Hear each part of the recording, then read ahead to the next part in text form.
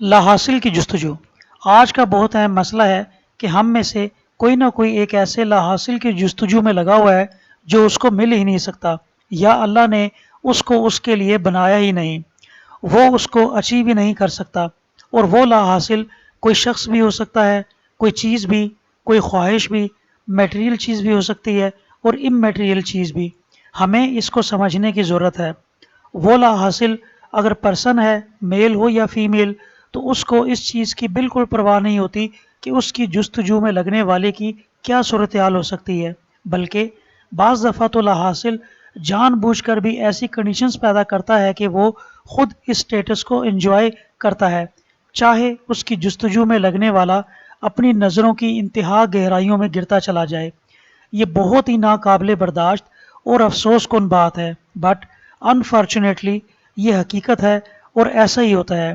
یہ اصل میں دو کریکٹرز ہوتے ہیں، پہلا وہ جو لا حاصل کے پیچھے لگتا ہے اور اپنا سب سے زیادہ نقصان کرواتا ہے، اور دوسرا کریکٹر لا حاصل خود۔ مائی ڈیئر فرینڈز، ذرا سوچیں، اللہ نے انسان کو اشرف المخلوقات پیدا کیا ہے،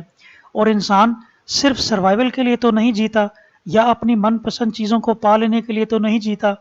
جانور اور انسان میں بنیادی فرق یہی ہے کہ جانور کو صرف اپنی سروائیول کی فکر ہوتی ہے، جبکہ انسان اپنی سروائیول کے ساتھ ساتھ اپنے ارد گرد کے انسانوں کی سروائیول کا بھی سوچتا ہے، ان کو عزت دیتا ہے، ویلیو دیتا ہے، ہیلپ کرتا ہے، آسانیاں پیدا کرتا ہے، ان کی لائف میں ویلیو ایڈ کرتا ہے۔ لیکن یہ سب کام ایک باشعور انسان ہی سر انجام دے سکتا ہے۔ لا حاصل کے پیچھے لگنے والا انسان اپنا شعور، عقل، عزت نفس، سیلف رسپیکٹ اور سوچنے سمجھنے کی قوت سب کھو بیٹھتا ہے، اور نتیجے میں آئسولیٹڈ ہو کر تنہائیوں کا شکار ہو جاتا ہے اور مایوسیوں کی چادر اوڑھ لیتا ہے۔ وہ سیلفش ہو جاتا ہے اور صرف اپنے بارے میں سوچتا ہے کہ کسی نہ کسی طرح میں اپنے لا حاصل کو پا لوں، کسی بھی طرح، بائی ہک اور کروک۔ اور یہی تنہائیوں اس کو آہستہ آہستہ ڈپریشن کی طرف لے جاتی ہیں، اور ڈپریشن جو کہ انٹرنل بیماری ہے، وہ پھر اپنے ساتھ اور بہت سی بیماریوں کو کھینچ لاتی ہے،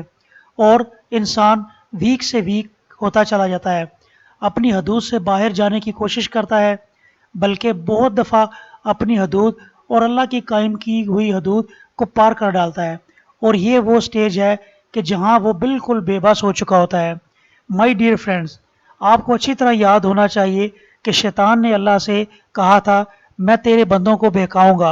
اور ان کو گمراہ کروں گا، رائٹ سے، لیفٹ سے، اوپر سے اور نیچے سے۔ اور یہ بے بس انسان شیطان کا سب سے سافٹ ٹارگٹ بن جاتا ہے، کیونکہ ایسے انسان کو خود پر کوئی کنٹرول نہیں رہتا، وہ اپنی تھاٹس مینیج نہیں کر پاتا، جو خیال اور وسوسے اس کو شیطان کی طرف سے آتے ہیں، نفس امارہ کی طرف سے آتے ہیں، وہ ان کی بھول بھلیوں میں لگا رہتا ہے، اور نتیجتاً اللہ کی دی ہوئی سب سے قیمتی نعمتوں، صحت، وقت کی قدر نہیں کرتا۔ عبداللہ ابن عباس رضی اللہ تعالیٰ عنہ سے روایت ہے کہ رسول اللہ صلی اللہ علیہ وسلم نے فرمایا، دو نعمتیں ایسی ہیں کہ اکثر لوگ ان کی قدر نہیں کرتے، صحت اور فرصت کے لمحات یعنی وقت۔ صحیح بخاری حدیث نمبر 6412۔ مائی ڈیئر فرینڈز، ہم میں سے اکثر اس پہلے کریکٹر کی طرح ہیں، اور کسی نہ کسی طرح کسی نہ کسی لا حاصل کی جستجو میں دن رات لگے ہیں، لیکن اللہ کی مدد سے ہمیں اپنا محاسبہ کرنا ہوگا، اور ہمیں خود کو جلد سے جلد اس کیفیت سے باہر لانا ہوگا۔ کہیں ایسا نہ ہو کہ ہم نے اپنے آپ کو جانا نہ ہو، اللہ کی دی ہوئی نعمتوں کا احساس اور شکر ادا نہ کیا ہو، اور ایسی حالت میں ہمیں دی ہوئی اللہ کی مہلت ختم ہو جائے اور اس دنیا سے ہمارا سفر ختم ہو جائے، پھر اللہ کو کیا جواب دیں گے؟ استغفر اللہ۔